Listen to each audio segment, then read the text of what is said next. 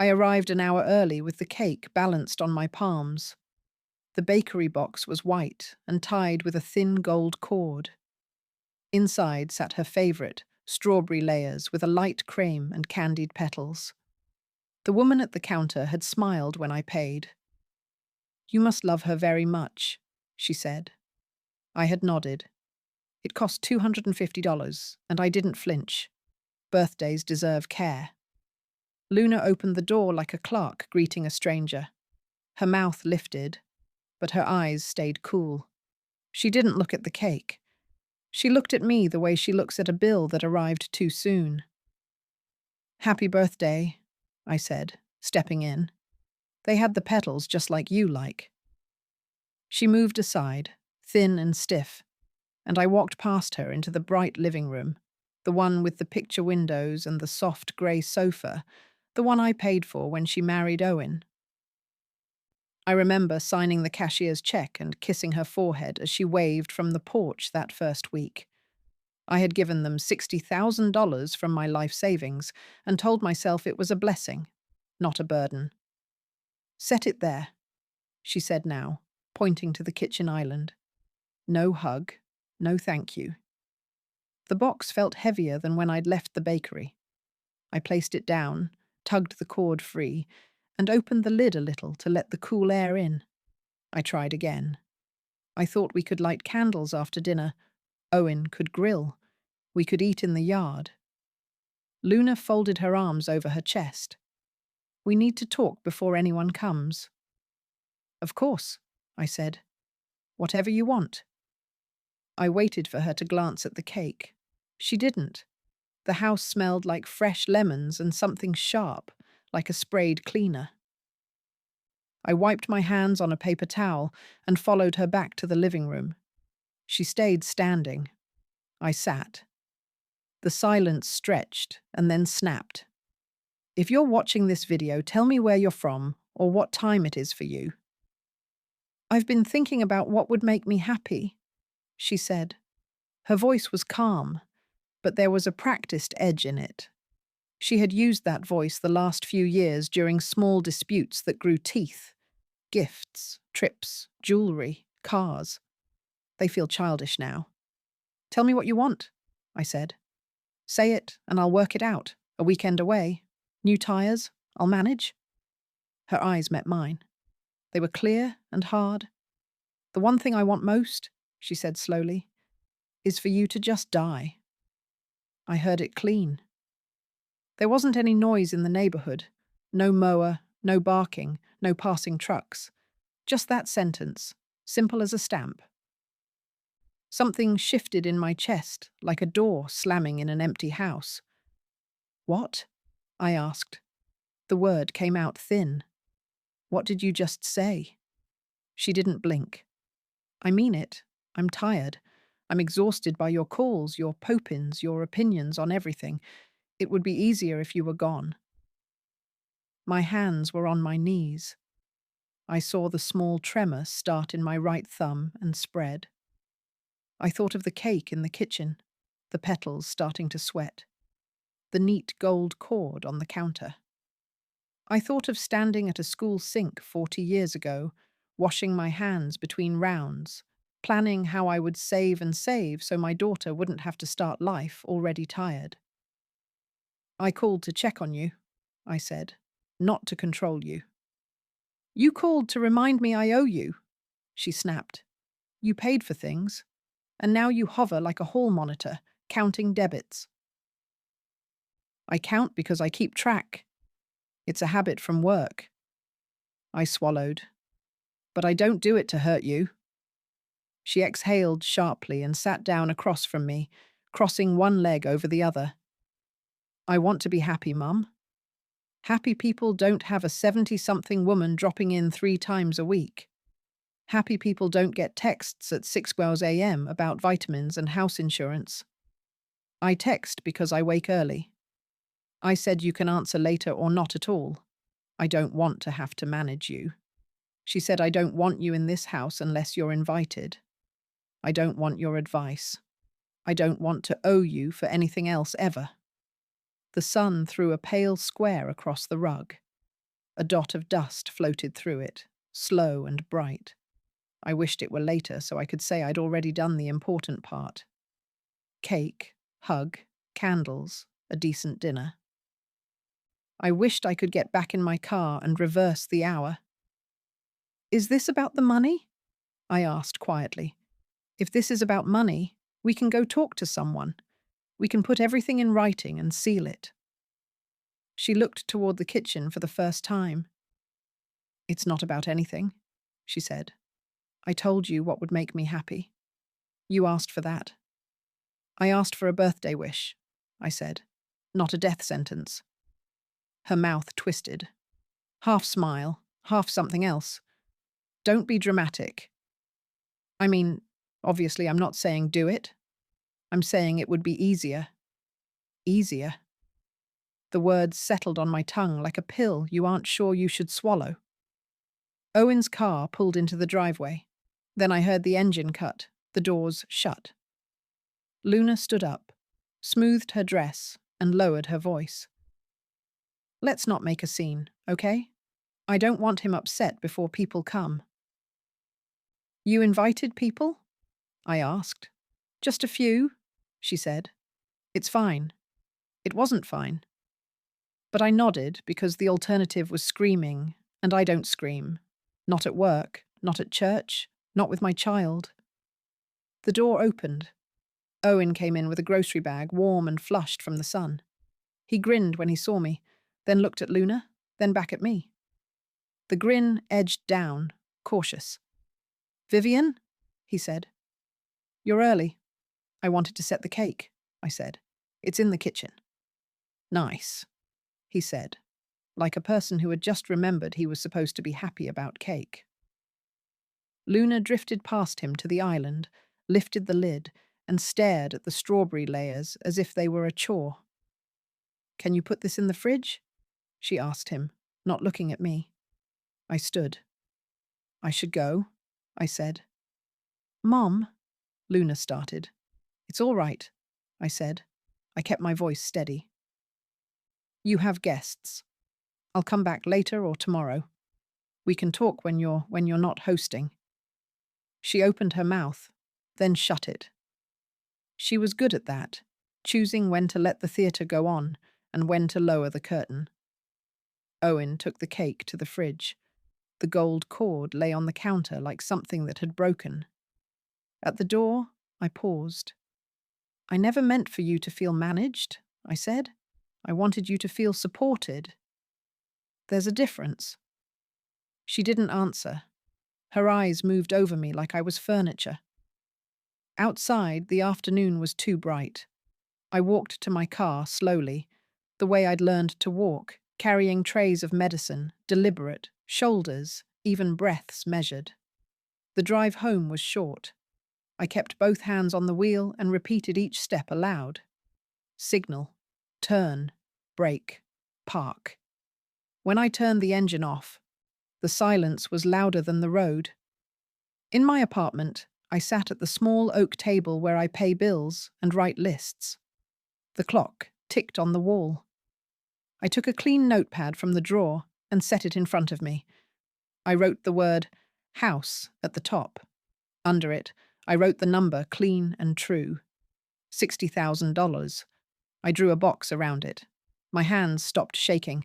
I didn't keep writing. Not yet. Numbers calm me, but I wasn't ready for calm.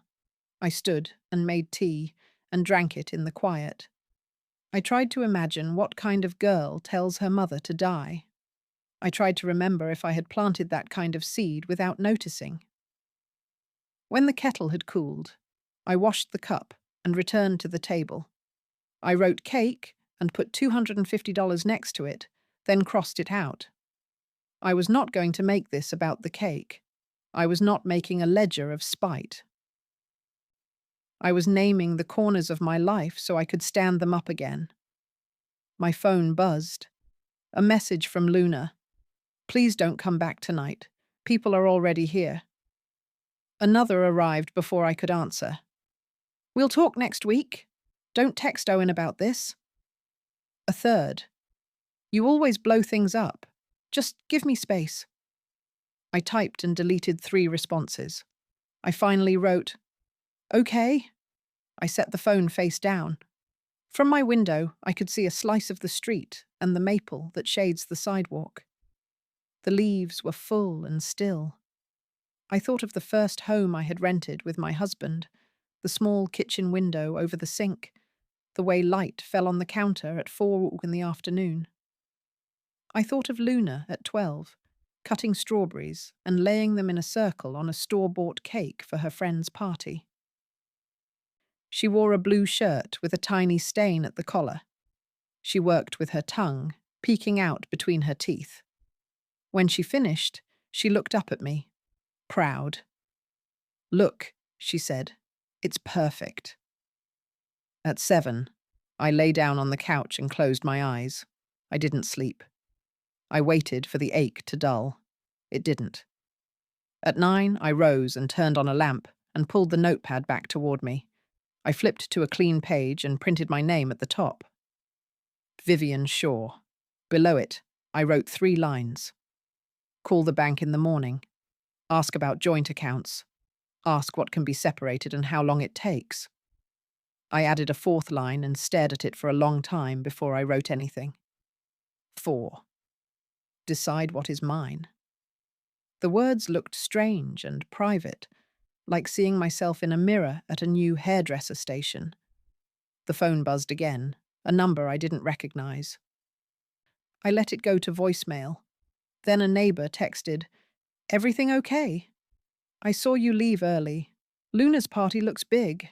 I didn't answer that either. I didn't want to feed the world my pain in small bites.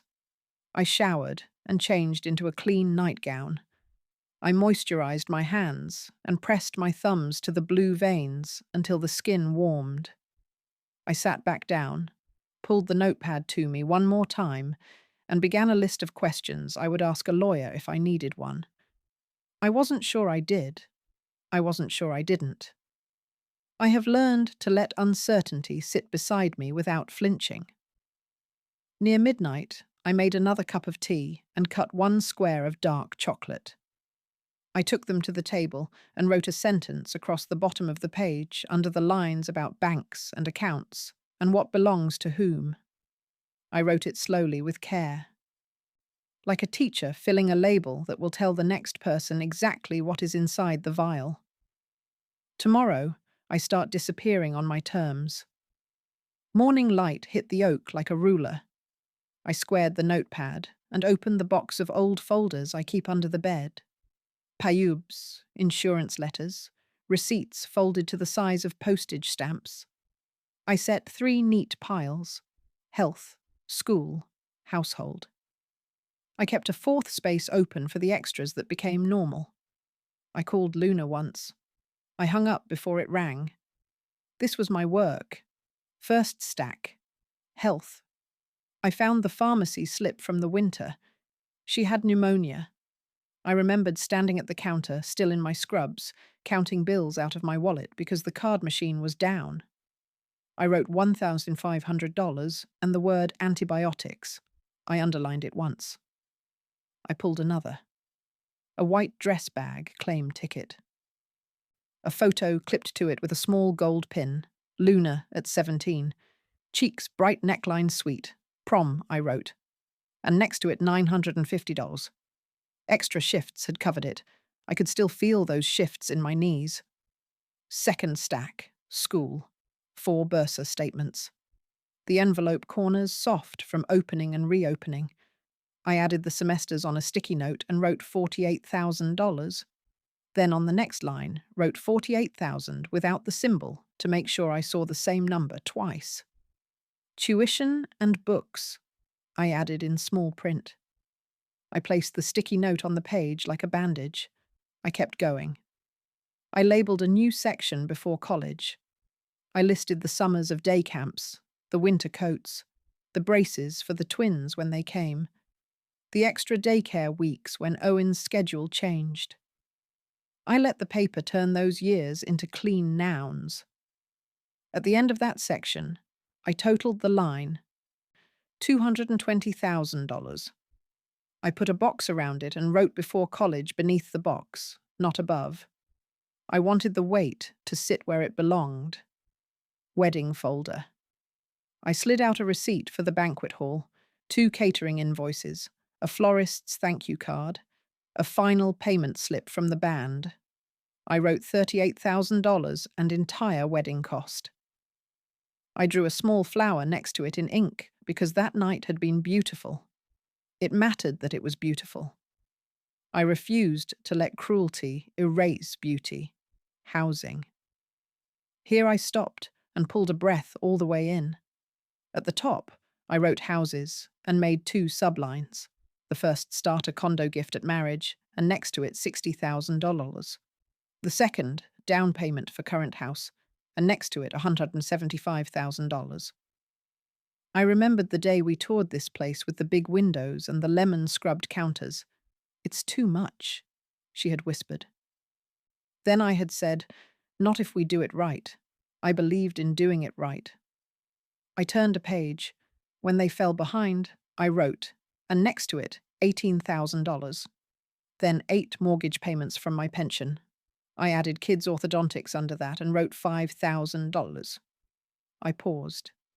I rubbed at an ink smudge with my thumb and let the numbers cool. In the extras that became normal space, I listed the impulse saves that pile up over years. Bailouts that feel small at the time. Tires in January. A phone to replace one dropped in a sink. Winter heating spikes. Small vacations when they needed a break so the marriage could breathe. I made myself stop at a modest line. $12,000 gifts over the years. It could have been higher. I did not want this to become a contest with myself.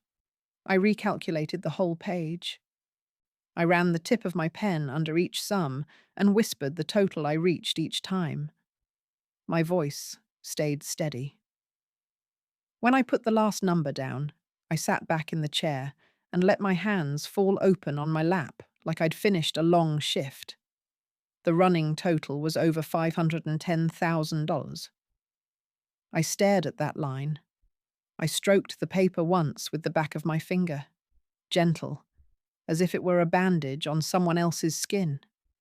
Then I flipped the page and did the cold exercise an advisor once taught me. If that money had sat in a simple fund, reinvested modest returns, I wrote. I made a conservative estimate less than what the news is always promising and more honest. The number I wrote next was more than $670,000. I didn't circle it. I didn't need to. It was for me alone. I made tea.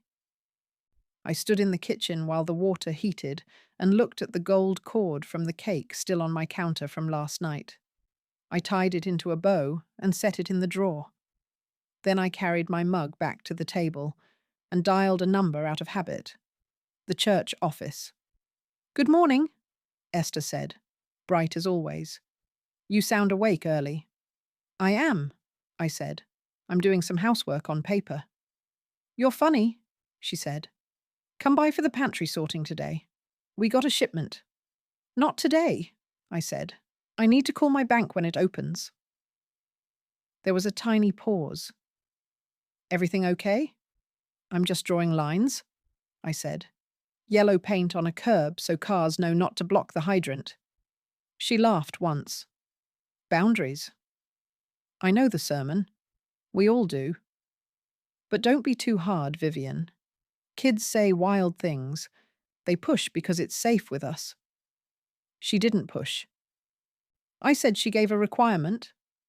Esther lowered her voice in that way people do when they care and also when they smell a story. "Do you want me to talk to her?" Sometimes it helps to have a third voice. "No," I said, "thank you. Not today. You know we love you," she said. "Don't make any drastic moves alone." "I won't." I said I will make careful moves with notes. After we hung up, I wrote notes at the bottom of the page and made a list of what I wanted to ask the bank. Then I turned back to the totals and stared at the place where the ink had pulled a little on $175,000. I thought of the cashier's check the day I wrote it, the way the pen scratched in the bank lobby. I thought of the manager offering me a water because my hand shook. My phone buzzed. A message from Owen. "Hey, Vivian. Today is not great for tension. Let's give Luna space then." Money talk upsets her. Then let me handle her. Okay. I called him. He picked up on the second ring. "Hey," he said soft. "Rough night." "I won't keep you." I said I'm fine. "Good," he said. "She is. She didn't mean it the way it sounded. She's tired. The twins have been a lot. Work is weird. She spirals when she feels judged." "I'm not judging," I said. "I'm inventorying." He sighed. Same thing to her." "It isn't," I said. "I'm seeing what I have done so I can decide what I will do. That's different." He was quiet. "You gave a lot," he said finally. "No one can argue with that." "I'm not arguing," I said. "I'm putting air in my lungs." "I'll talk to her," he said. "Just don't cut her off today. She'll say regrettable things. Let me smooth it." "I'm not making threats," I said. "I'm making plans." "Okay," he said carefully. "Okay." After we ended, I added a small note in the margin. "Third parties create smoke. I did not want to spend another decade in smoke." I took the health stack again and made a neat index on the left side of the page. Then I went back through school and wrote the semesters out in my neat teacher script. I flipped to houses and wrote the dates next to the amounts. I added a line beneath the mortgage payments for the months I covered the utility bills to keep them from getting late fees. I didn't remember the exact amounts, so I put small boxes there and left them blank. The boxes felt honest. At noon, my stomach reminded me to eat. I toasted bread and spread a thin layer of peanut butter the way I have since college. I ate it standing at the counter. I refused to turn the page of my notepad. I wanted to feel the day pressed slow and useful. When I sat again, I wrote because on the top of the next page and let the reasons come without rank. Because I love her. Because I wanted to lift the heavy things so she could carry lighter ones. Because she was my only child after we lost the second. Because I thought money could be a cushion and not a leash. Because I wanted to buy time. I put my pen down and watched a small grey cloud slide in front of the sun and pass. I picked the pen back up. I wrote because I forgot to teach the difference between gift and claim. The sentence hurt, clean and exact. I let it sit there. At 1, I pulled another box from the closet. Financial papers I keep for emergencies. I found the file for the joint savings account we opened when Luna was pregnant with the twins, back when I was afraid of medical surprises. I had walked into the bank with a list of questions that day and left with an account and a promise to myself. I wrote $25,000 next to join account deposit for emergencies. I underlined the word emergencies. I lifted my pen and underlined it again. The number looked bold on the page. It gave me a direction. My phone lit with a message from Luna. "Don't talk to people about last night. Then you make everything a public drama. Then we'll talk when you calm down." I typed, "I'm calm." Then I deleted it. I typed, "We'll talk when respect is present." I deleted that too. I put the phone face down again and wrote respect first at the top of a clean, sticky note and stuck it to the edge of my notepad where I would see it every time I reached for the next page. By late afternoon, the table looked like a small office, folders open like shallow mouths, paper clips in a line, a calculator, though I like the math better by hand. I added a tiny index at the back, page numbers and categories in case I needed to show anyone and not fluster. I numbered the page with the total and added verify with statements in parenthesis. I flipped to a fresh page and wrote a title I hadn't used before: Policy. Under it, I wrote 4 short rules. Do not give under pressure. Do not fix what is not requested. Do not lend without terms in writing. Do not apologize for boundaries. I felt the steadiness return the way it does when you lock the medication cart and check the handle twice. As the light shifted to late day, I gathered the stacks back into their folders and slid them into the box. I left the notepad and pen out. I washed my cup and plate and wiped the table clean of crumbs.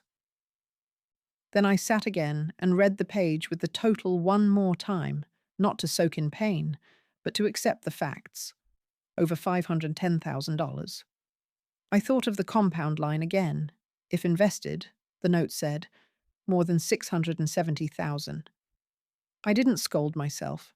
I didn't dress the number in what-ifs. I let the lesson be quiet and current. At 5, I moved the phone to the center of the table. I looked at the note from yesterday. Call the bank in the morning. Morning was over. The workday would still be open. My name was on the joint account. I had been careful. I had been generous on purpose and sloppy by habit. It was time to be only careful. I inhaled once long. I exhaled. I picked up the phone and tapped the bank's number from the back of my card. I pressed the speaker button and set the phone on the oak beside the notepad. A soft recorded voice began to list options. I chose accounts. Music. A little too cheerful, filled the room. When a human answered, I straightened my shoulders like I was at a teacher's station about to give a clear report. Good afternoon, I said. My name is Vivian Shaw. I have a question about a joint account, and I need to understand what can be separated and how long it takes. Thank you for holding, the banker said. For joint accounts, both parties have full access. If you want to separate, we'll need to verify you in person. I'll come now, I said. The branch sits 3 blocks from my apartment, a square of brick and blue glass. I carried my notepad in my bag and walked there, steady as a teacher, bringing a chart to rounds. A greeter asked if I needed help. Join account changes, I said. She pointed me to a chair near the manager's desk. A man in a grey suit stepped out and smiled. Ms. Shaw, I'm Mr. Morales. Come on back. His office was neat. Succulents, a framed certificate, a bowl of peppermints. He waited while I set my bag on my lap. How can I help today? He asked. I have a joint savings account with my daughter, I said. I opened it for emergencies. I want to close the account and move the funds into an account in my name. He tapped at his keyboard. I see it. Before we proceed, I want to go over a few considerations. Joint accounts are convenient for emergencies, but yes, either owner can close at any time. He looked up. Are you comfortable with the fallout this might cause? We can also remove her and leave the account open in your name. I am comfortable, I said. I want a new account, my name only. He nodded. Professional and kind. All right, let me confirm your ID. I handed him my driver's license. He compared it to the screen and typed. For transparency, your current joint balance is $25,000. I let the number land. Yes, I said. That's the deposit I made for emergencies. Any automatic payments tied to this account? He asked. There might be a few, I said. I covered things when needed. I don't want to fund anything without consent. He folded his hands. I understand sometimes these changes trigger late payments elsewhere. If, for example, a mortgage or utility autodrafts tomorrow, you could see an immediate alert go out. I understand, I said. I will manage what belongs to me. He gave me a small measuring nod. Very well. We'll open a new savings in your name, transfer the full balance, and close the joint. If you prefer. We can also leave the joint at 0 and block outgoing transfers until you decide. Close it? I said. He printed forms and swiveled them toward me. Initial here, here, and sign at the bottom. This one confirms you acknowledge your co-owner will lose access. This one confirms you understand we cannot notify the co-owner on your behalf. I will notify her, I said in writing. He watched me sign, then stood. I'll be right back. He walked to the glass wall and waved to a teller. I inhaled and exhaled once, slow. My hands did not shake. A memory flashed, a medication count at shift change, the click of a locked cart, the relief that comes from clean lines. He returned with a receipt and a new account number printed in bold. The transfer is complete. He said, "Your new balance is $25,000. He placed a small envelope on the desk. Here are your temporary checks and your online login instructions. I'll also give you my card. If your daughter calls the branch, we can't discuss your account, but we'll reassure her the joint was closed lawfully." "Thank you," I said. He cleared his throat. "Ms. Shaw, I'll say something I sometimes say in these situations. Money can be a stand-in for a lot of things. If this change is meant to create a boundary, it often helps to name it clearly, preferably in writing." "I will," I said. I stood. He walked me out. At the door, an older woman I knew from the neighborhood waved at me over a stack of deposit slips. "Vivian," she called, "you're out early." "Bank chores," I said. On the sidewalk, the air felt thinner. My phone buzzed once in my bag, and then again. I didn't look. I wanted to cross the street before anything else. At home, I set the envelope on the table and took out my notepad. Under yesterday's list, I wrote completed close joint transfer $25,000. New account open. I drew a line under it. Then I wrote next review cosigner status. The phone buzzed again, harder. 3 messages in a row. I flipped it over. "Luna, did you just empty our account?" "Luna, mortgage autopay is tomorrow. What are you doing?" "Luna, answer me." I typed slowly. I restored emergency funds to my name. The joint was for emergencies, not regular bills. We can discuss terms for any future help. The dots blinked and blinked, and then nothing came. A separate message arrived from Owen. "Hey, the account's at 0. The house payment is queued. This creates a problem. Can you please transfer back today? We'll talk later." I looked at the words, queued and problem. I felt no heat. I felt a clean click. Like a latch. I called him. He picked up immediately. "Vivian, thank you. If you can just Owen," I said. "The emergency money was always mine. I have closed that access.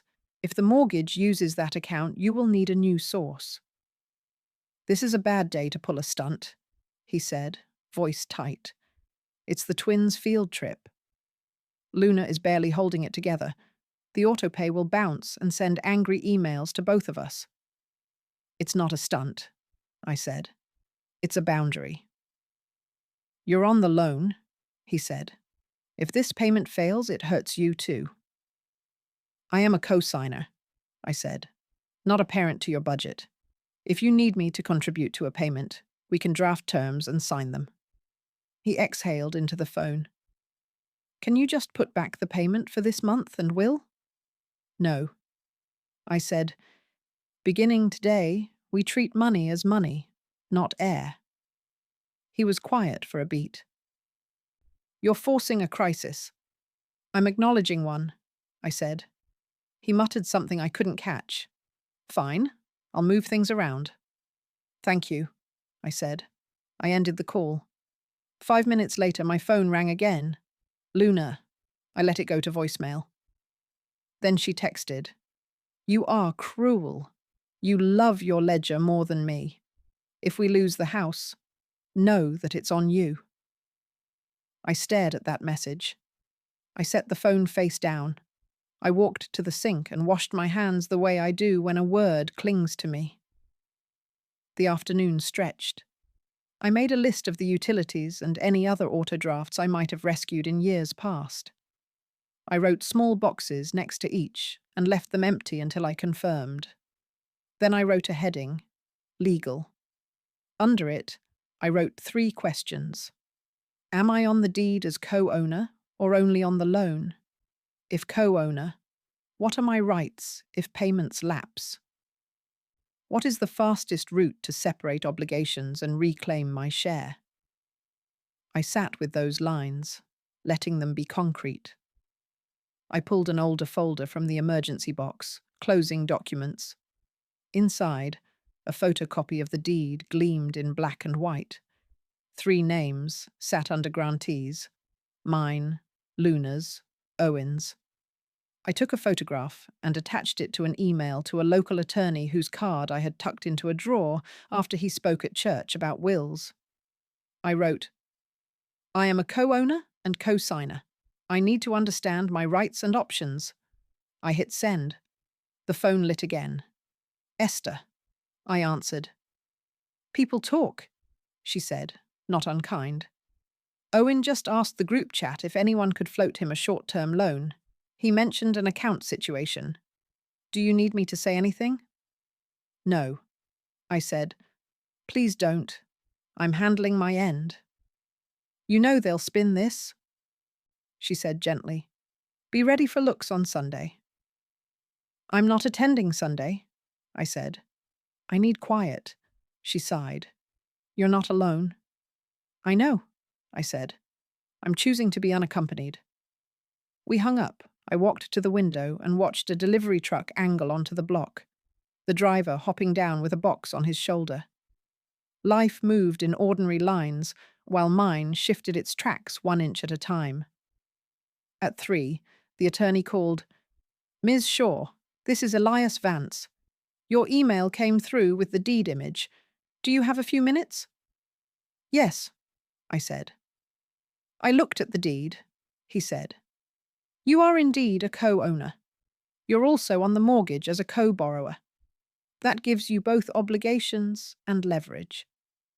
May I ask why you're asking now? My daughter told me yesterday that her birthday wish is for me to die. I said today I closed a joint account I had opened for emergencies. Their mortgage auto-pay appears to have relied on it. He was quiet, professional silence. Understood. I'm sorry for that experience. Legally, here's where you stand. As a co-owner, you have the right to seek a partition if co-ownership becomes untenable. That can force a sale or a buyout.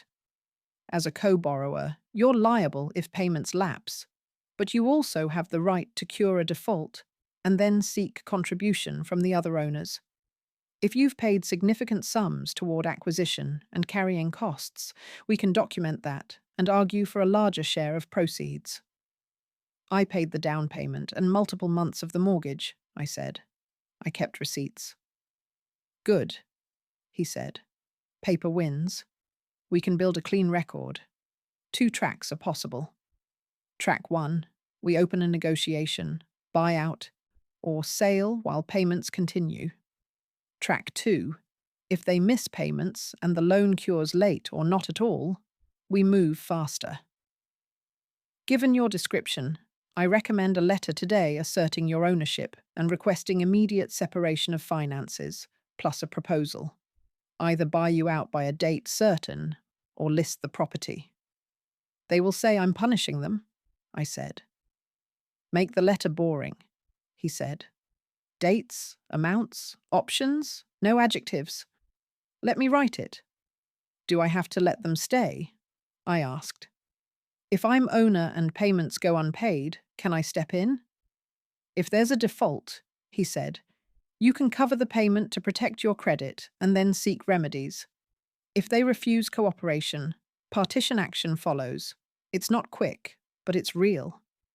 Given your stake, a judge will take you seriously if your record is tight. My phone buzzed with another text while he spoke. I didn't check it. Fees? I asked. I'll keep it contained, he said. We start with the letter. If they respond in good faith, we negotiate. If not, we file. All right, I said. Write the letter. Email me your tallies and any proof you have of contributions, he said. Also, do not engage in long text arguments, short responses, or none at all. Your kindness is not evidence. Your documents are. I can do that, I said. We ended. I put the phone down and opened my folder again. I slid the deed copy into a new clear sleeve. I labelled the sleeve with blue tape. Title: Shaw, Luna, Owen. Then I opened my notepad and wrote a simple line across the page. Co-owner, co-borrower, co-decider. The neighbour downstairs banged a door. The sound shook the dishes in my cabinet. The day felt suddenly fragile and strong at once. At 4 the first bank alert hit my phone. Auto pay failed. Mortgage, a second alert. Low balance closed account. I watched the messages land without moving. Then a third message, not from the bank. Luna, you humiliated me. The payment failed. People know. Fix this now, I typed. I'm available to discuss in writing with terms. I will not fund on demand. She replied in seconds. You are dead to me. I set the phone down. I lifted my pen. I wrote that sentence on a blank page because writing it down kept it from roaming the rooms of my mind. Then I folded the page once and tucked it under the notepad out of sight. At 5, I walked to the mailbox. On the way, the neighbour with the tidy lawn looked up from his clippers. Everything all right? He asked. Everything is accurate, I said. He frowned. Not sure what to do with that answer. I kept walking. When I returned, I laid out every document the lawyer would want, proof of the $175,000 down payment, the months I paid $18,000 in mortgage, the notes of the $5,000 for braces, the tiny ledger of extras that became normal. I took photos of each set and sent them with a careful subject line. Shaw Contributions Documentation. A reply pinged within minutes. Received strong file. I'll draft tonight and courier in the morning. I exhaled.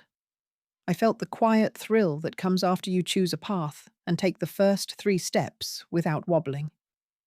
At 6, a final text came from Owen. I covered this month. Next month is unclear. Please reconsider? You can't win if we go to war. I answered once. I'm not at war. I'm enforcing terms that never existed. You're welcome to propose some. He sent back a single word. Cold. I didn't reply. I made a small dinner. Eggs, spinach, toast. I ate it at the table with my papers pushed aside. I washed the pan and left it to dry. Then I sat and reread my 4 rules under policy.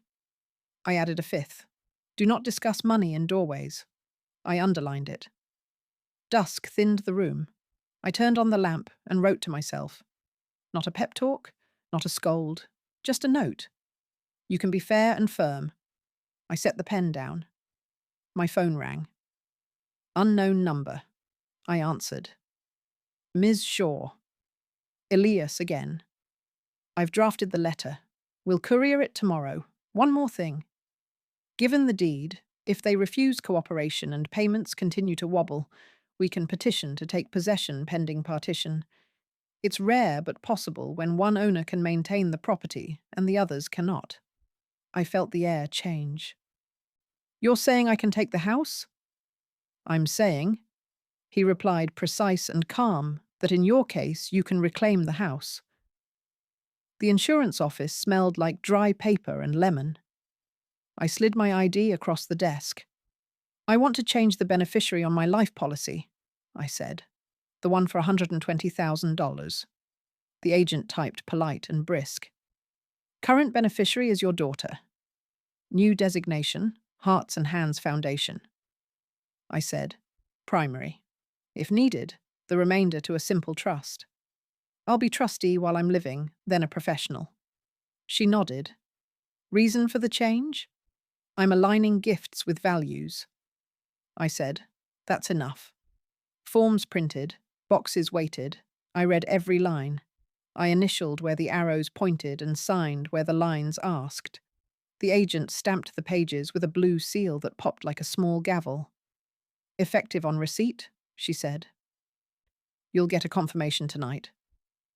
I walked out lighter, not happy, not triumphant, just steady.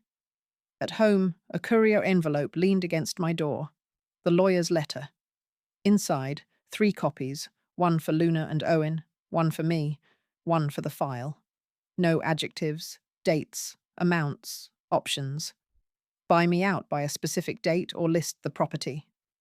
Partition mentioned if they refused, remedies, and plain type. My phone buzzed before I finished the second paragraph. Owen. I let it ring out, then listened to his voicemail. "Vivian? It's me? I read a draft." Luna forwarded it. "This is a lot. Let's slow down. Don't send that. Give me 2 months. I can refinance, get your name off the loan, keep you on the deed as security, and we'll revisit the numbers later. We don't need lawyers. We need air. Reasonable. Always reasonable. Always later." I called back. He answered fast. "Thank you," he said, like I'd already agreed. 2 months is another tool you can use to not decide. I said the letter goes today. You'll blow up our lives. He said the twins. I'm not asking you to move tomorrow. I said I'm asking you to choose. We're choosing stability. He said we're choosing not to be bullied by a ledger. Then choose to buy me out by the date in the letter, I said. Or choose to list. Those are stable choices. A long exhale. You don't have to be this hard. I have to be this clear, I said. We hung up without goodbye. I slid my copy of the letter into a new sleeve, labelled it, and put it behind title. Lines on paper, lines in sand. I opened the windows to let in the afternoon. The apartment breathed. I made tea and sat at the table, the notepad angled toward the light. I wrote legacy at the top of a clean page and drew 2 columns, things I can control and things I cannot. Under can, I listed beneficiaries, will, travel, time, tone.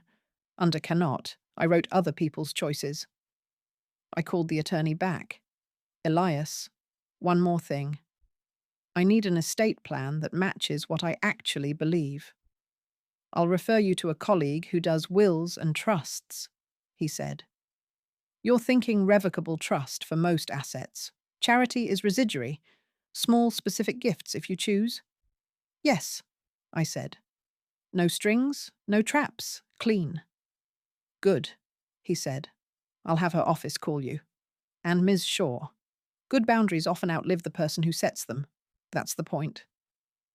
An hour later, I sat across from a compact woman with a tidy desk and a sharper pen. "Tell me what matters," she said. "Dignity," I said. "Clarity. Minimal drama." We built it fast and fine. A living trust, pour over will, health proxy. A letter of wishes to the charity about small scholarships for kids who age out of care. We left space for the grandchildren, yes, but not as a faucet. A seed fund in someone else's soil with a gardener who wasn't me. "If you change your mind about family gifts," she said, "we can adjust." "I've been changing my mind for decades," I said. "This is me deciding." We finished signatures just after 3. She notarized, slid the neat stack into a blue folder, and handed it to me like a diploma. On the bus home, 2 teenagers argued softly about music. I watched them and felt the old ache of wanting to smooth every path for a child. I let the ache be a human thing, not a command. At my stop, I stepped down and saw Esther waiting by the corner with a canvas tote. "I wasn't sure I'd catch you," she said. "But there you are." "I'm here," I said. I heard words like letter and lawyer floating through the grapevine. She said, "You don't have to explain a thing." "I brought you oranges," I took the bag. Thank you. You could come with the seniors group next month, she said, brightening. They're doing a 10-day to a lakeside alpine city in a neutral European country. Walking paths, clean air, little museums. It's gentle. Gentle sounds good, I said. We go through a reputable agency, she added. They do everything. If you want to tack on a few days alone, they can arrange a consult with a licensed retirement advisor abroad. People say he's kind and practical. What's his name? I asked. She pulled a flyer from the tote. Mr. Klaus, she read. Weirdly specific, but I suppose that's Switzerland for you. She caught herself and grinned. Sorry. A neutral alpine country. I smiled. I understand. Think about it, she said. Sometimes distance helps when people are tugging on your sleeve. Distance is a new muscle for me. I said, Good. Use it before you lose it, she said, and patted my arm. Back upstairs, I set the oranges in a bowl. I folded the flyer and slid it under a magnet on the fridge. The picture showed a lake like a sheet of clear glass and a path that curved out of frame. I stood there longer than I meant to. My phone pinged. Luna with a new tone I didn't recognize. Got your letter, she wrote. This is revenge dressed as paperwork. You want to humiliate us. You want people to see us fail. I typed. I want clear agreements. Please have counsel review the options. She replied instantly. We don't need counsel. We need a mother. I set the phone down. I peeled an orange, slow, careful. I ate it, standing at the counter. A new message from an unknown number. Ms. Shaw, travel coordinator with Silver Paths. Esther said, You might be interested in our Alpine City walk. We have a small group leaving in 2 weeks. Single rooms available. I stared at the screen. 2 weeks. I looked at the blue folder of fresh documents. I looked at the lawyer's letter ready to go out. I looked at the flyer with the lake.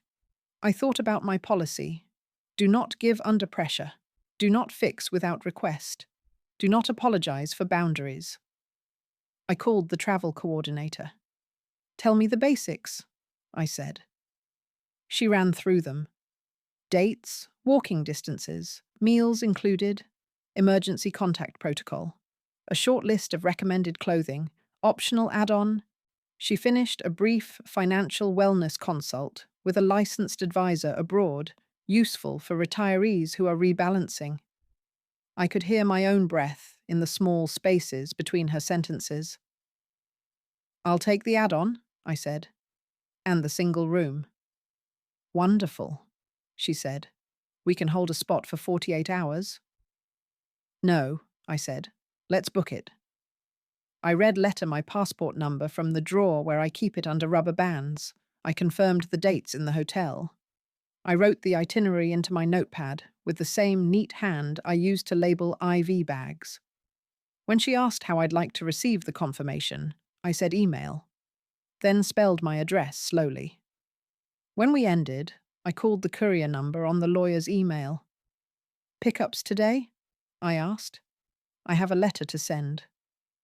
On our way, the dispatcher said. Leave it at the desk. Driver will knock. I sealed the envelope. I wrote the names on the front in my careful script and set it by the door.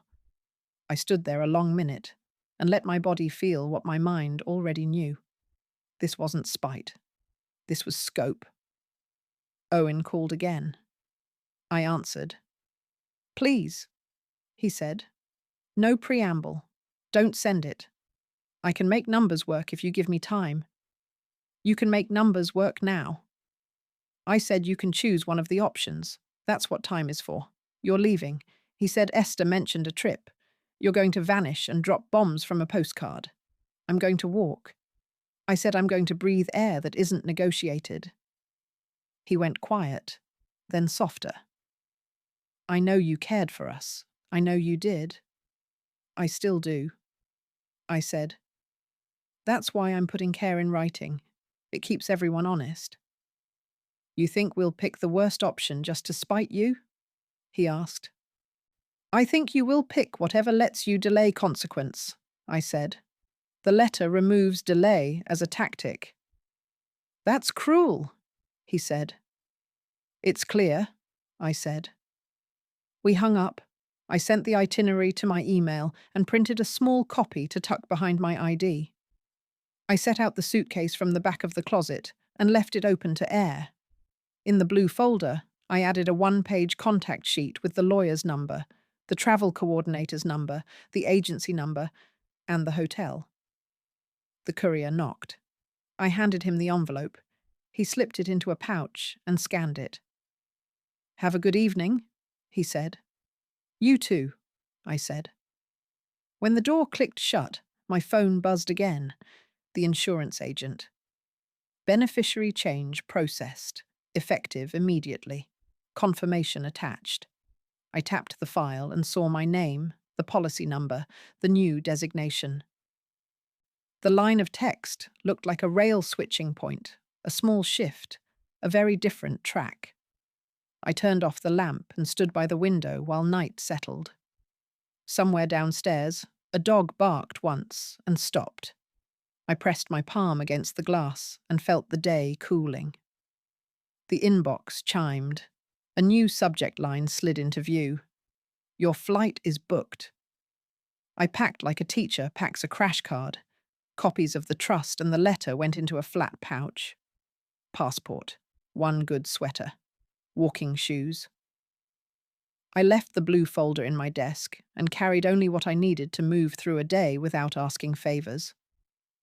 At the airport, the loudest thing in the concourse was my phone. It pulsed with messages while I waited at the gate. I turned the screen face down and opened a small notebook I had bought for the trip. On the first page, I wrote 3 rules in block letters. No money talk by text. No decisions when ambushed. Answers only to questions asked in good faith. A child cried 2 rows over. A man argued softly with a ticket agent about seat assignments. My name came over the speaker for boarding. I stood and walked to the line.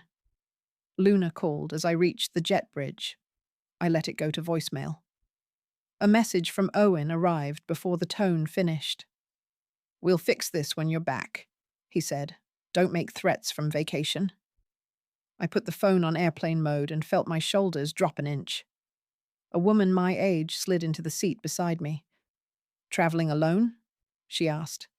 Yes, I said. Me too, she smiled. Group walks, keep me honest about pace. I'm Iris. Vivian? I said. She pulled a paperback from her bag and patted the cover. I bring books to look busy, she said. Mostly I look out the window. We can do both, I said. We did. The plane slid forward. The runway rushed and released. Clouds held us for a while and then let go. When we landed in a lakeside alpine city in a neutral European country, the air smelled like water and sun on stone. I followed the small signs to baggage claim and then to the shuttle. The hotel sat near the edge of the lake, a square building with windows like bright eyes. Check-in took minutes. My room was clean and quiet, with a narrow balcony and a view of a path that curved along the shore. I unpacked the small case and hung one dress to let the travel wrinkles fall.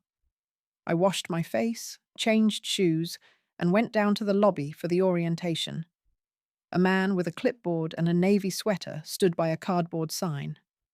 Silver Paths, he said, tapping the sign. Welcome. I'm Mr. Klaus. He moved through the small group, learning names, asking about knees and feet. Tomorrow, a gentle walk along the lake, he said. We stopped for coffee halfway. Afternoon is free. If you need anything, my number's on the sheet. He placed a folded schedule in my hand and tipped his head. Single room? He asked, confirming. Yes, I said. Good, he said with a small approving nod that felt like a blessing. I stepped outside afterward and walked the path on my own. The lake was a flat sheet under a pale sky. Cyclists clicked past in a slow stream. A boy tossed a stick for a dog who ignored it in favor of rocks. I did not think about money for 3 full minutes. My mind noticed the way a body notices when a pain stops. It didn't feel like joy. It felt like oxygen. On a quiet street behind the hotel, a window display caught my eye. Silk scarves in careful colors. I went in and asked the shopkeeper to show me one the color of lake water. At noon, she unfolded a scarf that held the exact blue-green of the path beside us. I paid $120 and let her wrap it in tissue. "For you, or a gift?" she asked. "For me," I said. "Good," she said. "You have kind eyes. Kind eyes deserve soft things." Back at the hotel, I tied the scarf loosely around my neck and checked my email on the lobby computer. The courier confirmed delivery. The attorney had forwarded a copy of the letter with timestamps and a simple line: "Served." The insurance agent had sent a second confirmation for the beneficiary change. The travel coordinator had added a final note: "Tomorrow at 4 p.m., Mr. Klaus can meet in the hotel lounge for your financial wellness consult." I wrote his name and the time on my paper schedule. Then I took the small notebook to the balcony. The street below was a slow river of shoes and wheels. I wrote, "Today I did not fix a single thing for someone else. No one died. The world continued." My phone vibrated against the table. Airplane mode off. The messages came in all at once, stacked like plates. "Luna, you left. You don't even care what you did." "Owen, the letter is going to poison everything. Talk to me." "Luna again. People know. You have no shame." I scrolled once. I stopped. I answered one line to both. "Please direct all legal questions to counsel. I'm not discussing this by text." Then I put the phone on silent and slid it into the drawer of the bedside table. At dinner, I ate alone at a small table near the window. The server asked if I wanted wine. "No, thank you," I said. "Water is enough." It was. The world outside the glass did not ask for anything from me. Iris waved from across the room and came over with her plate. "May I please?" I said. She set down her fork and looked at me with frank curiosity. "People always end up telling strangers the truth," she said. "It feels safer. Want to try it?" "I'm practicing quiet," I said. "That might be a kind of truth." She grinned. "Fair. I'll go first. I've been a rescuer since I could open a door. I'm spending a week learning to let other people turn their own handles." "That's a good week," I said. "What about you?" she asked, gentle. "I'm learning to stop funding emergencies I didn't create," I said. "I'm learning that no is a complete sentence," she said, approving. "Write that down so you don't forget." "I already did," I said, and tapped the pocket where my notebook lived. After dinner, we walked the path with the others until the light thinned. Someone pointed to a boat. Someone asked about local bread. Bits of humanity that didn't require sorting or fixing drifted around us. I slept early with the window cracked just enough to pull in cool air. In the morning, the group kept a gentle pace along the lake. Mr. Klaus counted heads at street crossings. The coffee stop was an old cafe where the cups were heavy and the sugar came in small brown packets. Iris told me about her grandson's science project with a soft pride that surprised her. I told her about teaching school and the trick of eating on a 12-minute break. We were careful and ordinary. Back at the hotel, I had the afternoon to myself before the meeting with Mr. Klaus. I sat on the balcony with a sandwich and watched people pass below with their own lists in their heads. At 2, I checked email. Elias had sent a short update. They acknowledged receipt. No response yet. Breathe. Enjoy your walk. At 3, I opened the notebook and wrote a letter I would never send. Dear Luna, I wrote, I love you without condition. I will help you with conditions. That difference is the thin bridge between love and harm. I see now that I taught you the first sentence and kept the second to myself. I am correcting the record. I closed the notebook when the words started to sting. I washed my face and put on the lake-coloured scarf. At 4, I went down to the lounge. Mr. Klaus stood when I approached. He was compact and polite with careful hands. Ms. Shaw, he said. Thank you for the opportunity.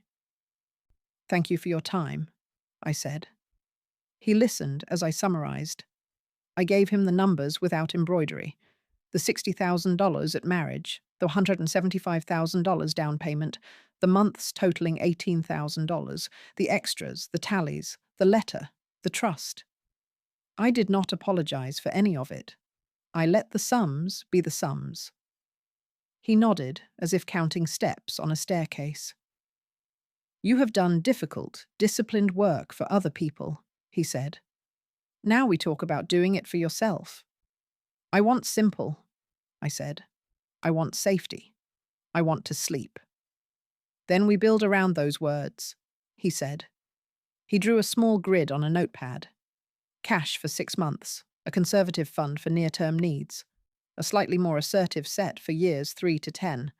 No extremes, no heroics, no products you don't understand. Good, I said. I don't want to be sold. I don't sell, he said. I explain. We talked through what near-term meant at 74. We talked about travel and food and the simple fact that I liked to give quietly and would keep doing it. He asked about risk with the gentle persistence of a good teacher, asking about pain. Where is your flinch? He asked. Tell me where your hand pulls back. In surprises, I said. In people using urgency as a tool. He nodded once.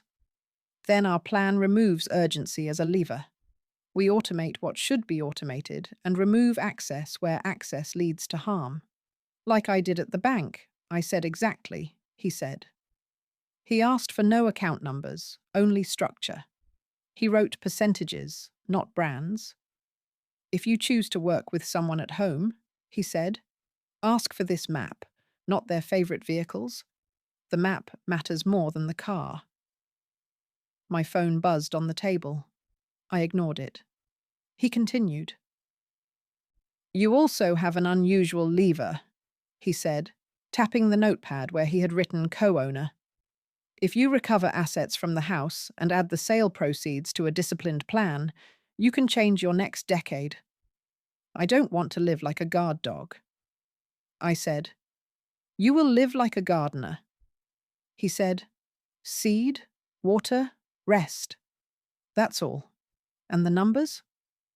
I asked because numbers are sometimes the only honest language between strangers. He looked at my totals, and then at me. He was careful. With a conservative allocation and your current baseline, I would expect you to protect your principal and draw a modest income without eating your future. If you add the reclaimed assets you mentioned, and you keep your spending steady, there is a real-world path where your net position could double in 5 years. I went very still. Not by magic, he added. By discipline, by removing leaks, by refusing emergencies that are not yours, by letting time do its quiet work. The phone on the table lit again with a long message, the preview a grey blur. I didn't look down. Say it again, I said. He did, word for word, slow and steady. When he finished, he lifted his eyes. It requires calm, he said. It requires boredom. Most people find boredom hard. I was a teacher for 40 years, I said. Boredom is not hard. Boredom feels like safety. He smiled with his eyes. Then we are aligned. Iris waved as she passed the lounge with a guidebook. I lifted a hand in return. Small. Mr. Klaus slid the notepad toward me so I could take a photo of the grid and the percentages. No products, he repeated. Only structure. I took the picture and slid the phone back, face down. Do you have any questions for me? He asked. Only one, I said. How do I keep a plan safe from people who want to spend my peace? He folded his hands, thought for a moment, and then answered in the same calm tone he'd used for every number. You write your rules, he said. You follow them. And when someone treats your no like an opening bid, you end the conversation, not the boundary. He paused. It takes practice. I have a week, I said. I'll practice. We stood. He offered his card with a small bow. If you want a second pair of eyes on the plan when you return home, he said, send me the outline. I will send you back questions, not products. Thank you, I said. I stepped out onto the path again. The lake held the late light. My phone hummed in my pocket and then stopped. I left it there. I walked until the hotel was a small square behind me, and the scarf lifted a little with each breath. On the balcony, as the evening cooled, I opened the notebook to a clean page and wrote one line across the top, neat and centered.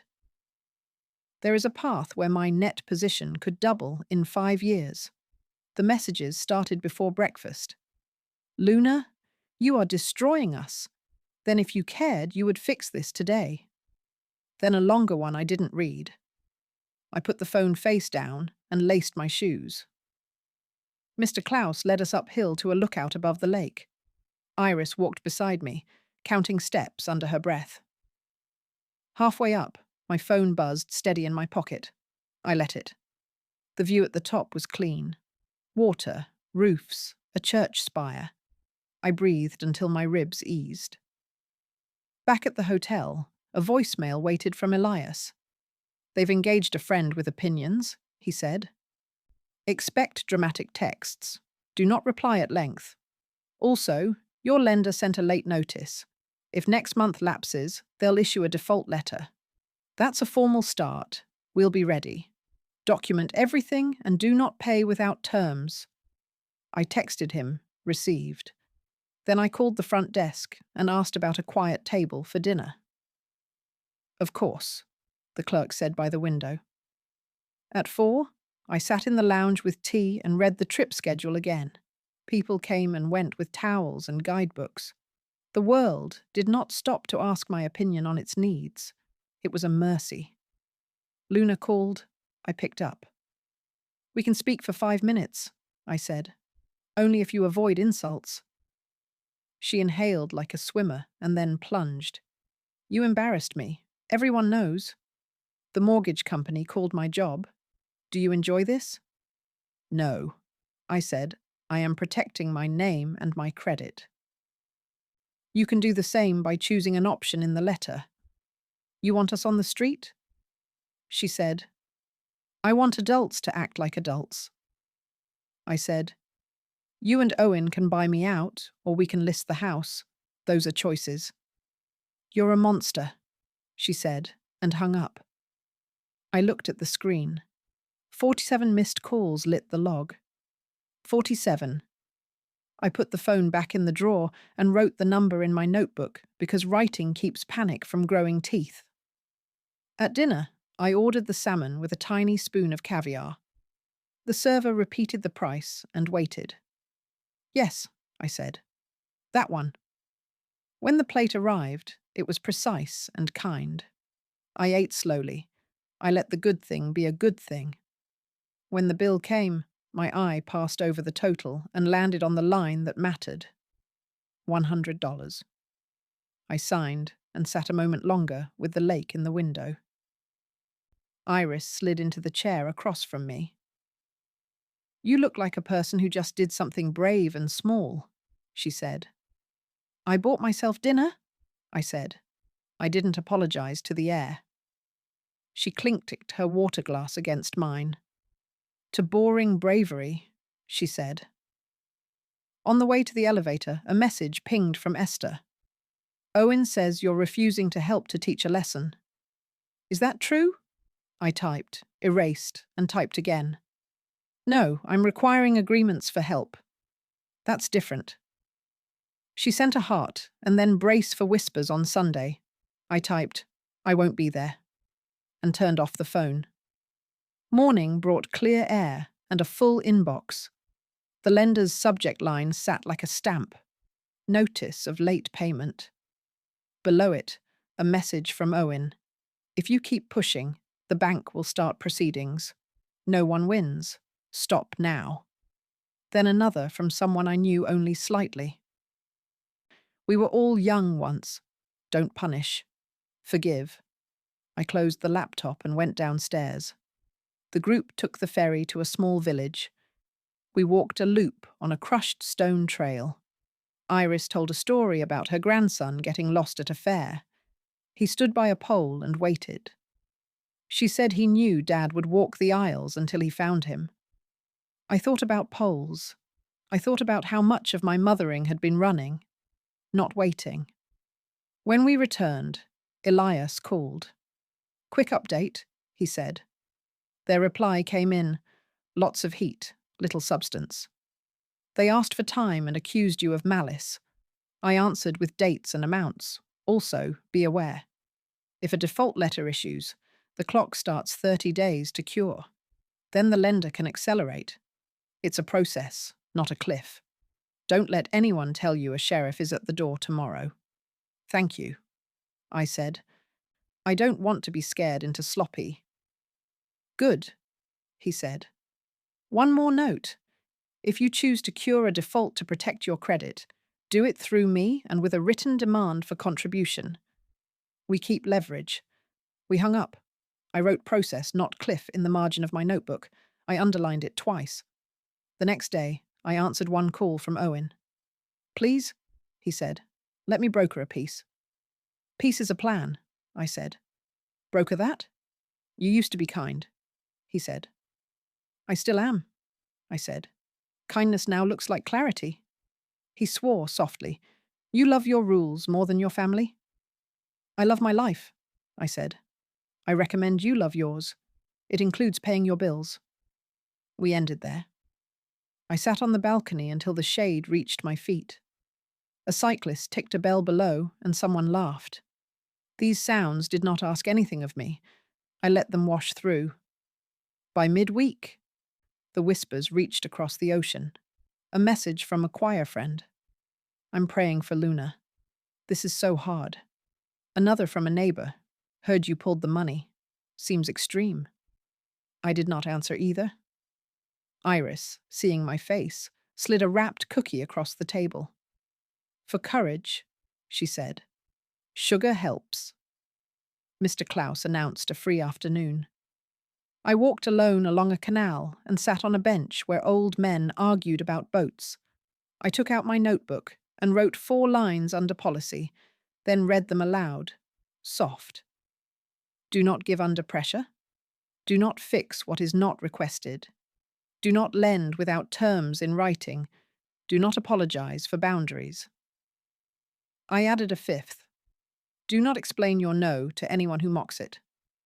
At 4, Mr. Klaus saw me in the lobby and lifted a hand. One question, I said.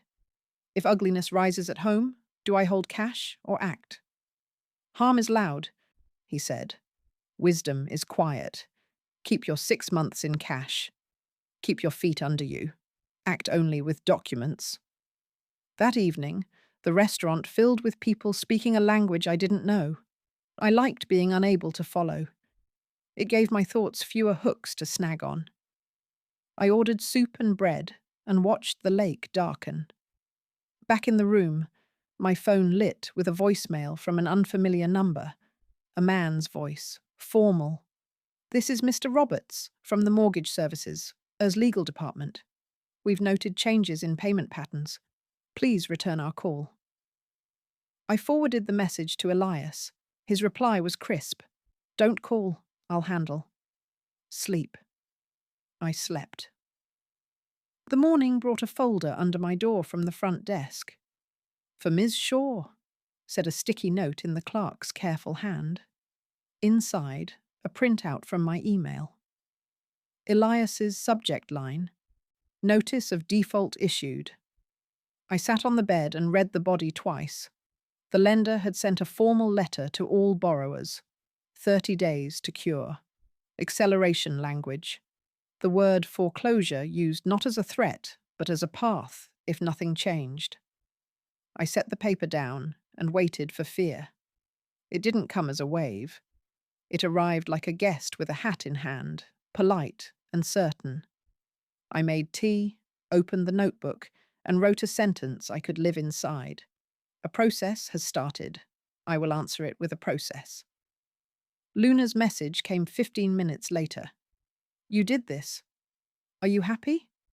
Then fix it. Then if we lose the house, it's your fault." The old hook tugged. I let it tug. I didn't bite. I went downstairs. The lobby smelled like coffee and lemon polish. Mr. Klaus looked up. "You okay?" he asked. "I am accurate," I said. He smiled. Precise is a good way to be. On the ferry, Iris linked her arm through mine. "Tell me something true that isn't about them," she said. "The lake is green," I said. "Good start," she said. At lunch, I answered one text to Elias. "If I choose to cure, I want contribution in writing." He replied, "Yes, draft ready, but do not move first. They must ask and they must sign. If they don't, we shift to partition." In the afternoon, Esther called. I answered. "People are loud," she said. "They'll quiet when this stops being gossip." "I'm not feeding them," I said. "Good," she said. Also, selfishly, "I miss you. When you're back, come help with pantry sorting. Boxes don't judge." "Boxes are my favorite," I said. She laughed. "I know." Evening brought a message from Owen that tried a different key. "I'm sorry for words said in heat. Let me meet your lawyer. Let's fix this." I forwarded it to Elias. "No," Elias replied. "Part now means part never." 2 days before the sale, there was a knock. Esther stood on my landing with a grocery bag. "Oranges," she said. "And I want to say something. Then I'll shut up. You're not doing this to them. You're doing this for you. Both can be true. That's all." "Thank you," I said. She left the bag and went down the stairs.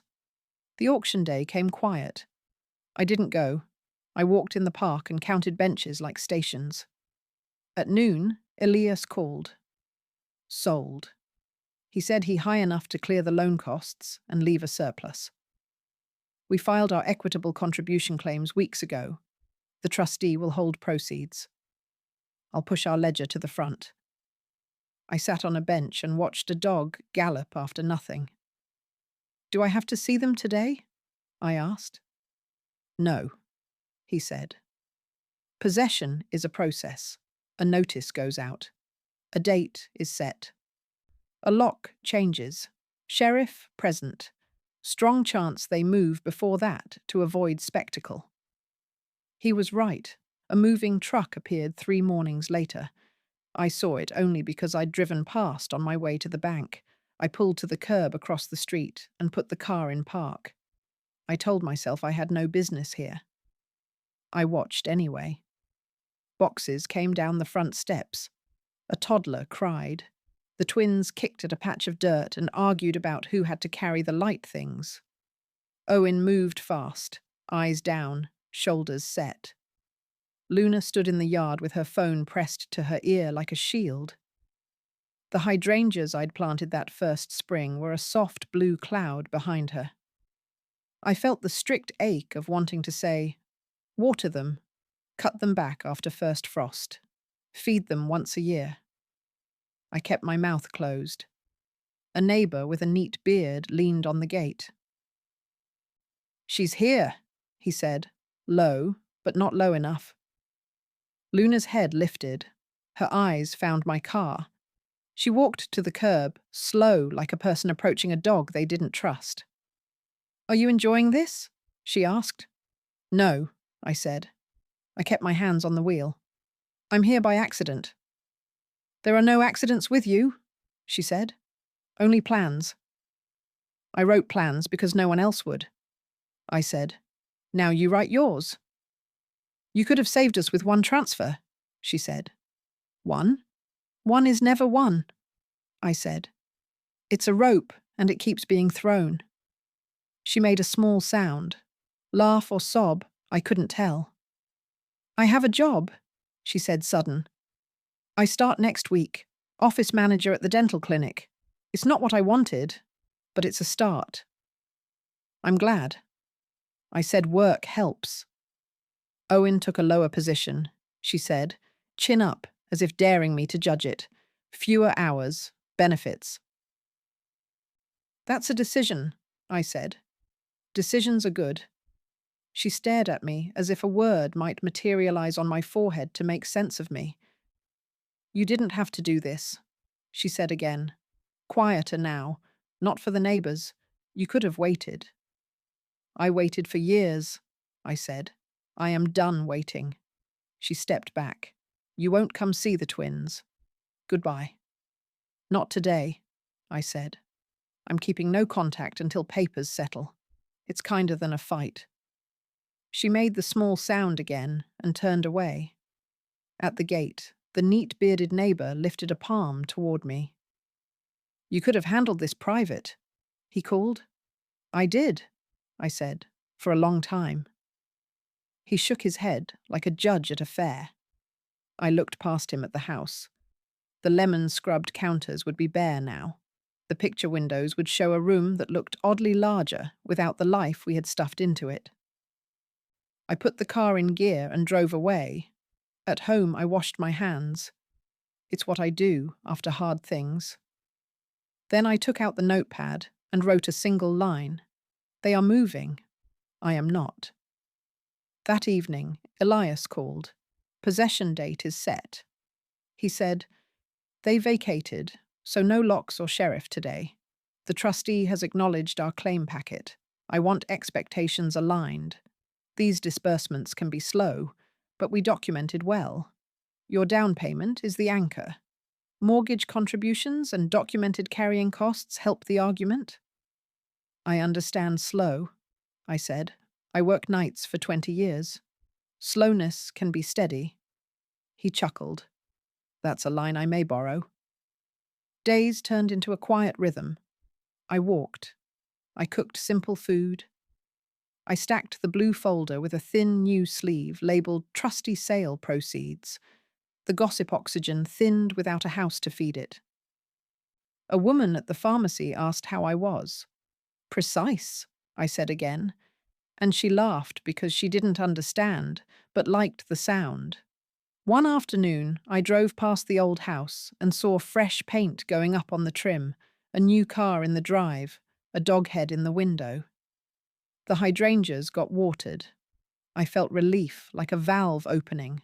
Homes deserve care. It didn't have to be me. Luna's messages shifted. We found a rental near the twin school. Then I got my schedule 4 days a week. Then we're looking at a used car. The old one is coughing. I wrote nothing back. I put a check mark beside each sentence in my notebook under the line, adults making adult decisions. For Owen. Job title changed to assistant manager. Smaller pay, better hours. Another check. I went to the pantry sorting with Esther on a Thursday. We lifted boxes, sorted cans, and tied up bags of rice with twine. How's your heart? She asked in a low voice between stacks. Beating, I said. Even good, she said. Even is a blessing. When I got home, I found an envelope under my door with the trustee's return address. My stomach did not drop. It didn't rise either. It held. I opened it at the table with a butter knife, the way my mother used to open letters from the bank. Inside was a single page acknowledging our claim with an item line. Down payment contributions, subject to verification and pro rata distribution following costs. I set it under the blue tape in the news sleeve. I took photos and sent them to Elias. He replied minutes later. Good sign. I'll press. A week later, a courier knocked. He held a thick envelope and a small tablet for a signature. I signed. He handed me the package. My hand stayed steady. The letter inside was short. The trustee had reviewed the escrow, the sale proceeds, the claims. After satisfying the lender fees, taxes, and costs, they recognized my contribution claim for the down payment and a share of carrying costs. Disbursement authorized, the line read, followed by a number that sat on the page like a quiet stone. Elias called before I finished reading. "Vivian?" he said, and I could hear the smile he didn't try to hide. It cleared. Your recovery on the principal and interest together comes to $190,000 funds we'll wire to the trust account today, and then to you per your instruction. I didn't speak. He let the silence sit. You built this with paper and patience. He said at last, you kept heat out. That's why we got here. I exhaled. Say the number again, I said, and he did. He added, this doesn't include the apartment situation you mentioned wanting to revisit. One thing at a time for now. Let yourself breathe. I set the phone down and pressed my palm flat on the table. In my mind, I saw a series of squares, pages, sleeves, boxes clicked into place like tiles. One square glowed. It held a single line, neat and centered, ready for the next part to begin. The wire cleared at 9:12 a.m. Elias's message was one line. Funds received forwarding today. I opened my banking page and saw the number like a clean pane of glass. $190,000. My breath went out in a straight line. At noon, a second deposit landed. Escrow reconciliation, the note said. An overage I hadn't counted on interest I hadn't expected. $6,000. I wrote it in my notebook and underlined it once. Small, precise mercies count. I made tea and took the blue folder from the drawer. One sleeve at a time, I moved documents from open to done. The table felt lighter. Elias called. 2 things he said. First, congratulations. You did this. Second, you mentioned a small studio you still own on the other side of town. If you want true simplicity, consider listing. Tight market, cash buyers. You could convert an idle asset into your plan buckets. I'm ready, I said. I don't want to be a landlord by accident. Good, he said. I'll introduce a broker who closes without drama. The broker lived up to his billing. Photos on Tuesday, offers by Friday, inspection on Monday, signing on Wednesday. I cleaned the place myself, opened windows, wiped counters, folded the old curtains into a box for donation. I thanked the rooms. I closed the door. 3 weeks later, a wire hit my account. The memo line read, net proceeds after fees. The number was neat and final, $114,000. I sat at the oak table and added the 3 new lines together in pencil. I didn't rush the math. $190,000 plus $6,000 plus $114,000. I wrote the phrase that fit the page and my chest. Almost $310,000. I didn't cry. I didn't cheer. I stood up and washed my hands. And then I called Mr. Klaus at the hour we had set for follow-through. We'll play 6 months in cash, he said, steady as ever. We'll seed the conservative bucket and the modest growth bucket with the rest. No heroics, no leaks. You'll see monthly transfers to your checking for spending. You will ignore headlines. I can do that, I said. And you will keep your rules near the phone, he added. They're taped to the wall, I said, next to the calendar. When the allocation confirmation arrived. Percentages, not products. I slid a copy behind the blue tape in a new sleeve labeled map. I wrote a single sentence beneath it on my notepad. I choose boredom over fire. A week later, my statement posted. I added my pension, my savings, the new buckets, the cash. I ran the line with a calm hand, and then I ran it again. My total net worth now exceeded $500,000. I set the pen down and let that sentence sit in the quiet. Years of double shifts. Years of I'll cover it. Years of believing that care meant open taps. I hadn't undone those years. I had redirected the stream. Esther knocked and peeked in with oranges. "You look like someone who just finished a long hallway," she said. "I reached a door," I said. "It opens to a boring room." She laughed. "Boring rooms are where peace snaps." We peeled oranges at the table. I told her I'd sold the studio. I told her about the map. She told me someone at church had begun a rumor that I won the lottery. "You didn't," she said. "You did math." "Math and paper," I said, and silence when silence helped. The next day, Bridget from a reputable local publisher called Esther's friend, as it turned out. "I hear you kept receipts," she said. "People need stories with receipts. Would you ever write yours?" "I don't want revenge," I said. "Good," she said. "We don't publish revenge. We publish solutions. You can change names. You can change dates. You can keep your dignity and their privacy. Think of it as a ledger with dialogue." "I'll think," I said. After we ended, I wrote book on a sticky note and tucked it under the edge of my notepad where only I would see it. Owen texted that afternoon. "I heard you sold the studio, so you're fine." "Why press us so hard?" I didn't answer. I didn't. The map on the wall had no arrow labeled appease. He tried again. "We found a small rental. Twins are adjusting. We're okay." I put a check mark beside that line in my notebook. Adults making adult decisions. I took Iris to lunch when she passed through town on a visit to a cousin. She wore new walking shoes and a grin. "Tell me a true thing," she said as we split a sandwich. "My shoulders don't jump at my phone anymore," I said. "That's worth more than whatever you wrote in your ledger," she said. "Both help," I said. In the evening, I cooked a small pan of mushrooms and garlic and stirred them into rice. I ate at the table with the window cracked for air. The night came in clean. At 9, my phone buzzed with an unfamiliar number. I let it go to voicemail. Then a text arrived from Esther. "I gave your number to someone who asked kindly. Don't be mad." Another text followed from a number I didn't have saved. "Ms. Shaw, this is Rabbi Levin. Luna asked me to reach out. She wonders if you'd meet for coffee with me present. No ambush, no money talk. Just human."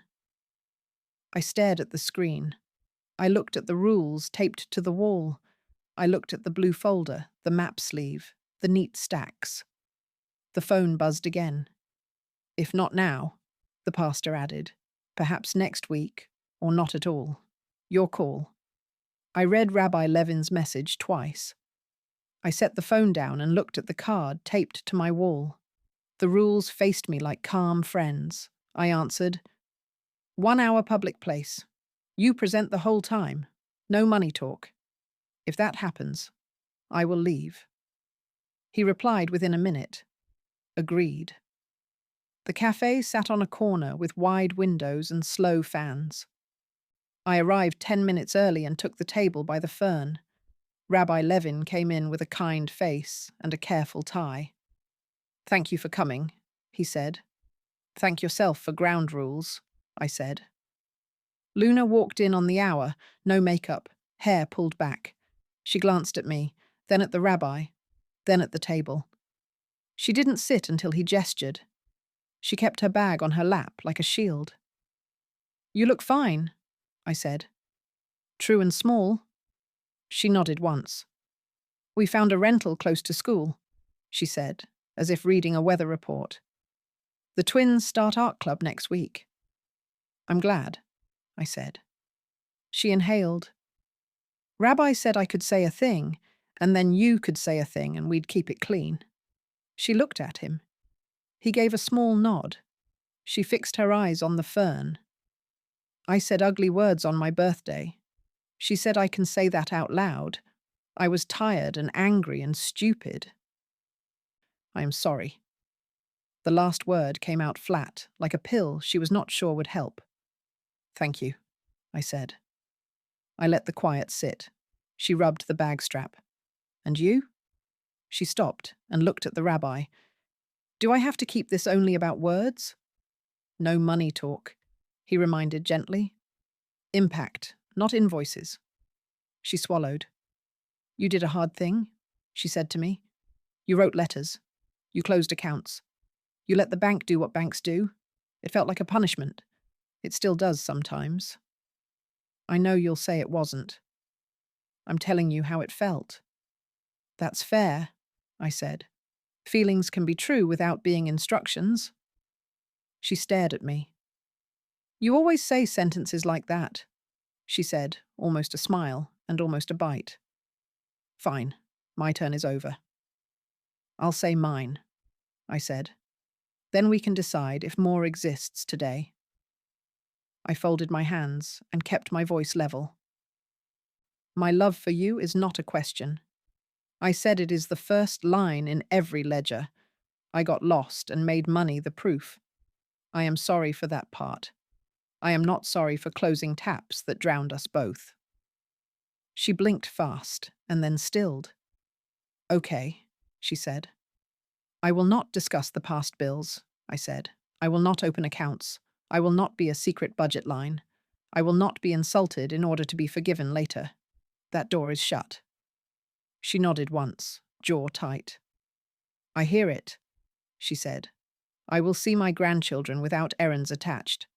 I said, if you want that, we can plan set times, public places, no money talk. If money comes up, the visit ends, and we try again next week. I can do that, she said quick. They miss you. I miss them, I said. She looked at the rabbi again. He stayed quiet. The right kind of quiet. One more, I said. If you want advice, ask me in writing. If you don't want advice, don't ask, and I won't offer. I am learning to let silence do work I used to force. That would help, she said, surprisingly soft. Your texts at dawn felt like pop quizzes. I wake early, I said. I can write in a notebook instead. She let a breath out. Okay, she said again. We sat with our hands around warm cups. Outside, a bus wheezed. Inside, a grinder whirred and stopped. I can apologize for one thing, I said. Not for the foreclosure. Not for the letter. For the way I trained you to think care meant yes. I taught that too well. She pressed her lips together and nodded once. I learned it, she said. I used it. I'm not proud. Rabbi Levin folded his napkin. Would it help to write what each of you is committing to for the next 60 days? He asked. Simple. No adjectives. Luna glanced at me. I nodded. He slid a card across the table in a pen. I wrote, Sundays 3 to 4 p.m., parked by the library. I bring snacks. No money talk. If it starts, I end the visit. I pushed the pen to her. She wrote, No texts after 8 all p.m., no surprise visits. If I need help, I ask in writing and accept a no. She pushed the pen back. We signed the card like a tiny treaty and took a photo with our phones.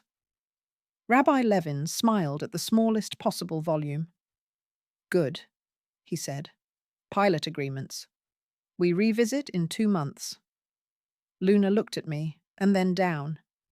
I don't know how to be with you without asking for things. She said honest in a way that stung. I'll try. I don't know how to be with you without offering things, I said. I'll try. She stood first. I have to pick up the twins, she said. Thank you for not making this a scene. Thank you for coming on time, I said. We left together and then apart on the sidewalk. The sky was the color of dishwater and then brightened along the edge. Back home, I wrote the new rules on a card and taped it next to the old ones. I called Esther. "Sundays at the park," I said. 1 hour, no errands. "Good," she said. "Bring the big blanket. The grass stains wash." I sent Rabbi Levin a short thank you. He answered with a blessing that didn't feel like a leash. The first Sunday, the twins ran to me with stiff arms that loosened by mine at 10. We played I Spy and ate apple slices and told the truth about tiny things. Loose teeth, a mean gym teacher, a book with a sad dog that somehow was still funny. Luna sat on the bench nearby and read her phone and sometimes looked up. We all did fine. At minute 58, she said, "Can I ask a question not about money?" "Yes," I said. "Do you want to read at the twins' class next month?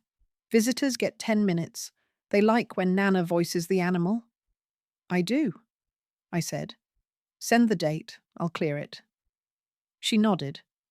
The twins made a fort out of the blanket, and we timed how long it took to crawl under and pop out like moles. When the hour ended, I stood. "I'm leaving on time," I said. "I'll see you next Sunday." The second Sunday, it rained. We met under the library awning and played a card game. Luna laughed once at a face her daughter made, and then glanced at me as if laughter were a secret she owed me. "Keep it," I said. "Use it for walking in." She didn't understand, but she didn't argue.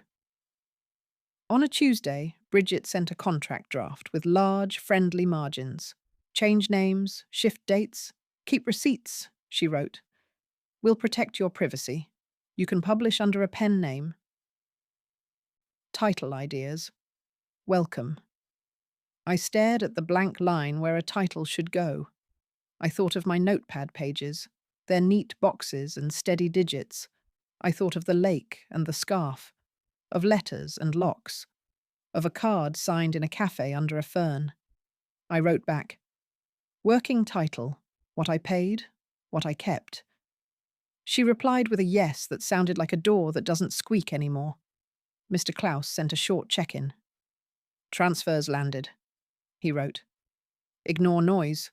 Walk your map." I printed it and slid it behind the tape. Boredom hummed like a fridge. Steady, easy to forget until the power goes out. Elias met me once more to finalize the last filing. "Documents are better than drama," he said in the doorway, smiling because he knew he'd said it before, and I had listened.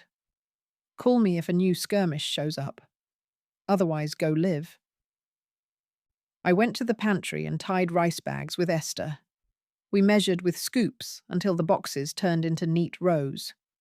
"Your face is different," she said. "Less flinch," I said. "More rest." The third Sunday at the park, Luna handed me a paper cup of coffee from the place on the corner. She said they had a special caramel something. "Thank you," I said. It was too sweet. I drank it anyway. She stayed standing. "No money talk," she said, reminding herself. "Not me." Her mouth worked around a thought. "I applied for a medical billing course," she said. "Night classes. Owen covers those evenings. It's boring." "Boring pays," I said. She looked at me without hostility. "Only calculation and maybe a pinch of hope." "You won't pay for it," she said. It wasn't a question. "I'll bring muffins next week," I said. "Blueberry." She huffed a laugh. "Fine." After they left, I walked the long way home. I took the good street with the tall trees and the porch swings. On one porch, a woman brushed a dog with a firm, happy hand. At another, a boy read a book upside down and then right side up. Ordinary mercy.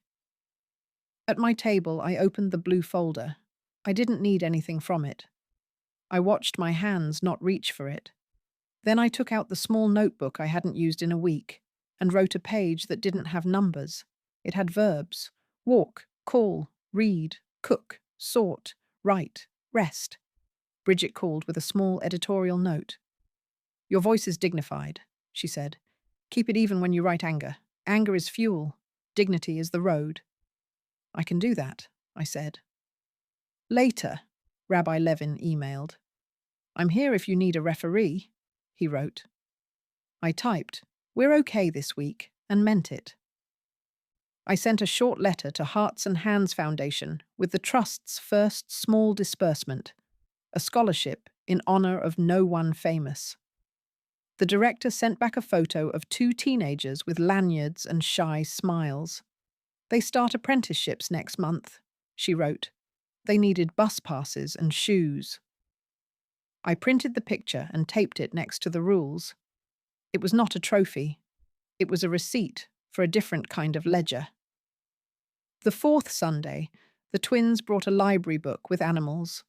I voiced the bear as sleepy and the fox as a polite thief. Luna rolled her eyes and smiled without hiding it.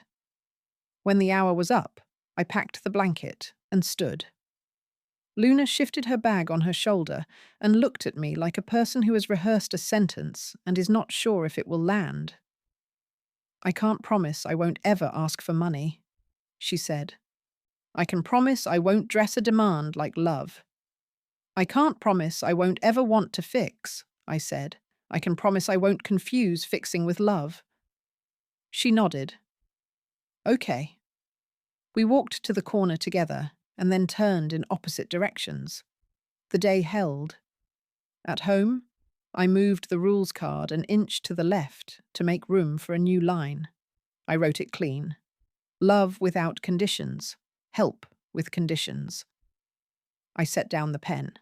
I opened the window. The room filled with air I did not have to earn. The locks held. The door stayed open the right way. If this story resonated with you, leave a like and consider subscribing. You can also drop any comment below, even just one word. Maybe tell me where you're watching from or what time it is right now. Sometimes one word is enough to say you were here. This story is brought to you by Minister of Revenge.